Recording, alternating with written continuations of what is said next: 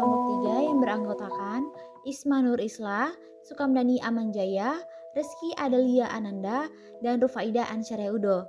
Baik, di sini kami akan membahas tentang konsep medis diagnosa luka bakar.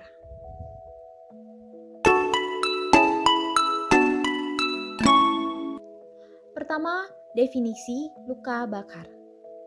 Luka bakar adalah cedera jaringan akibat sumber panas termasuk panas fisik, listrik, bahan kimia, atau radiasi.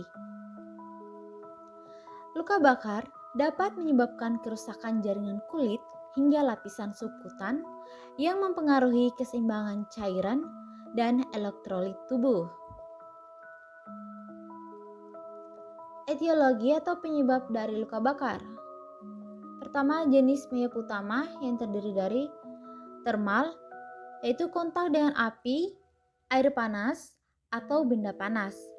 Kedua itu kimia, itu paparan zat kimia seperti asam atau basa kuat.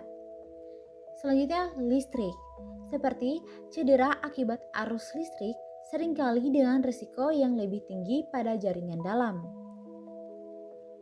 Selanjutnya radiasi. Luka bakar akibat radiasi matahari atau sinar pion lainnya. Kemudian kedua itu penyebab lainnya misalnya terbakar oleh bensin, ledakan gas, atau kontak dengan bahan mudah terbakar lainnya. Patofisiologi luka bakar. Luka bakar terjadi akibat perpindahan energi panas ke tubuh yang menyebabkan kerusakan jaringan melalui konduksi atau radiasi. Mekanisme kerusakan yaitu 1. Peningkatan permeabilitas pembuluh darah mengakibatkan kebocoran cairan dan intravaskular ke ekstravaskular.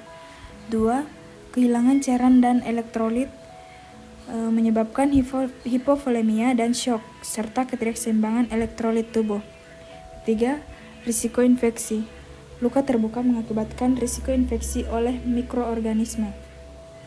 Manifestasi klinis luka bakar. Yang pertama yaitu grade 1. Grade 1 yaitu kerusakan epidermis, kulit kering, kemerahan, nyeri, dan sembuh dalam 3-7 hari. Grade 2 yaitu kerusakan epidermis dan dermis, ada vesikel dan edema, luka basah dan nyeri, dan sembuh dalam 2-4 minggu. Grade 3 yaitu kerusakan seluruh lapisan kulit hingga subkutan, tampak kering dan hitam, dan tidak ada rasa nyeri karena kerusakan saraf, dan penyembuhannya itu lambat. Klasifikasi luka bakar. Klasifikasi luka bakar berdasarkan kedalamannya. Yang pertama, superficial derajat 1 hanya mengenai epidermis. Yang kedua, partial thickness derajat 2 melibatkan epidermis dan sebagian dermis. Yang ketiga, full thickness derajat 3 melibatkan seluruh ketebalan kulit hingga jaringan bawah. Kemudian, klasifikasi luka bakar berdasarkan luas luka. Yang pertama, Rule of 9 digunakan untuk memperkirakan presentasi luka bakar pada tubuh. Yang kedua, orang dewasa, kepala dan leher 9%, lengan 18%, badan depan dan belakang 18%, tungkai 36%, dan genitalia 1%. Kemudian komplikasi luka bakar. Yang pertama, shock hipovolemik, yaitu kehilangan cairan tubuh yang menyebabkan kekurangan volume darah. Yang kedua, infeksi. Luka bakar terbuka beresiko terkontaminasi dan dapat berkembang menjadi sepsis. Yang ketiga, selulitis, yaitu infeksi jaringan sekitar luka ditandai dengan nyeri, edema, dan perubahan warna kulit. Yang terakhir, kontraktur, yaitu deformitas akibat penyembuhan luka yang membatasi gerakan sendi. Kemudian penata laksanaan luka bakar. Yang pertama, menghentikan proses pembakaran seperti menjauhkan sumber panas, melepaskan pakaian yang terbakar, dan memastikan lingkungan aman. Yang kedua, menurunkan suhu luka seperti membasahi dengan air bersuhu 15 derajat Celcius untuk mengurangi inflamasi dan memberikan efek analgetik. Yang ketiga, manajemen awal cairan, yaitu resusitasi cairan menggunakan rumus Parkland untuk mencegah shock hipovolemik. Yang keempat, first aid, yaitu cairan resusitasi analgesia, pemasangan pipa nasogastrik, dan pemeriksaan penunjang awal. Yang terakhir, secondary survey, yaitu pemeriksaan kondisi pasien secara menyeluruh termasuk pemeriksaan laboratorium dan juga X-ray.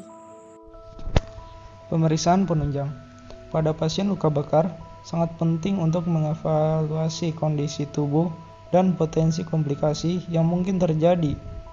Pertama, pemeriksaan hitung darah lengkap.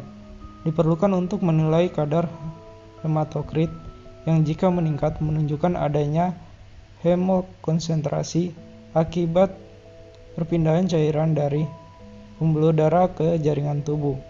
Peningkatan hematokrit dan sel darah merah ini pada umumnya terjadi akibat kerusakan pembuluh darah yang dipicu oleh panas. Selanjutnya yaitu leukosit, yang dimana leukosit ini cenderung meningkat sebagai respon inflamasi tubuh terhadap cedera luka bakar. Ketiga yaitu pemeriksaan analisis gas darah. Analisis gas darah juga diperlukan terutama untuk pasien dengan dugaan cedera inhalasi guna mengetahui kondisi pernapasan dan keseimbangan oksigen dalam tubuh. Berikutnya yaitu elektrolit serum, termasuk kadar kalium, yang dimana perlu diperiksa karena kehilangan protein dan cairan yang terjadi pada luka bakar dapat menyebabkan hipokalemia atau rendahnya kadar kalium, terutama jika terjadi peningkatan pengeluaran urin. Selain itu, kadar albumin serum mungkin juga menurun karena protein hilang akibat edema pada jaringan yang terbakar. Berikutnya pemeriksaan kreatin. Pemeriksaan kreatin penting untuk menilai fungsi ginjal dan fungsi jaringan. Peningkatan kadar kreatin dapat menunjukkan adanya gangguan sirkulasi dan perfusi jaringan.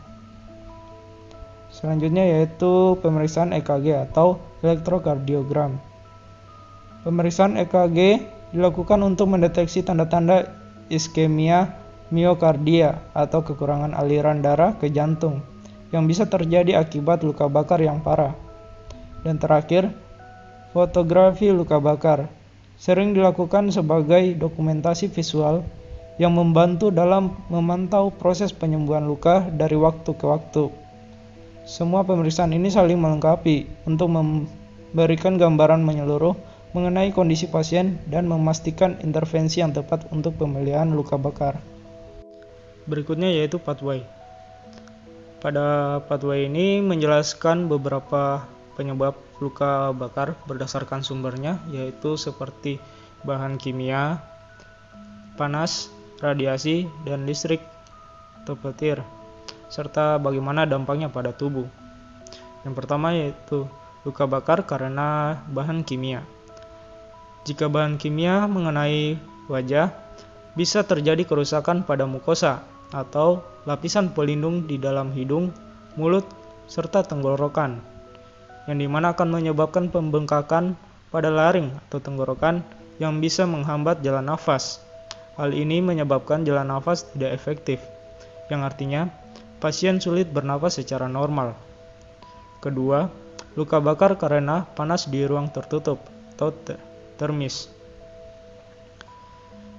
Di lingkungan tertutup ada resiko keracunan gas karbon monoksida atau CO, yang dimana gas ini akan mengikat hemoglobin dalam darah sehingga menghambat transportasi oksigen ke seluruh tubuh.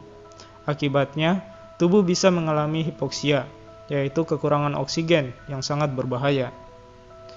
Yang ketiga, luka bakar karena radiasi, yang dimana paparan radiasi bisa menyebabkan penguapan cairan dari tubuh yang berakibat pada penurunan tekanan osmotik dan hilangnya cairan, elektrolit, dan protein dari pembuluh darah.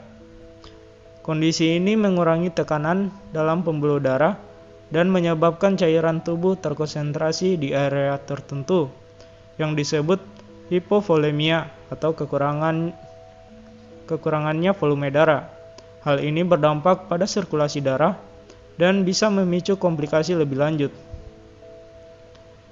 Yang terakhir yaitu luka bakar karena sambaran listrik atau petir, yang dimana luka bakar akibat petir bisa merusakkan kulit dan menyebabkan berbagai masalah seperti risiko tinggi infeksi, gangguan aktivitas, dan ketidaknyamanan. Selain itu, luka ini mengakibatkan kehilangan cairan tubuh yang berpotensi menyebabkan gangguan aliran darah dan kekurangan cairan dalam tubuh. Secara keseluruhan ini, setiap jenis luka bakar memberikan efek yang berbeda pada tubuh, terutama pada sistem pernapasan, sirkulasi, dan integritas kulit, serta meningkatkan resiko infeksi.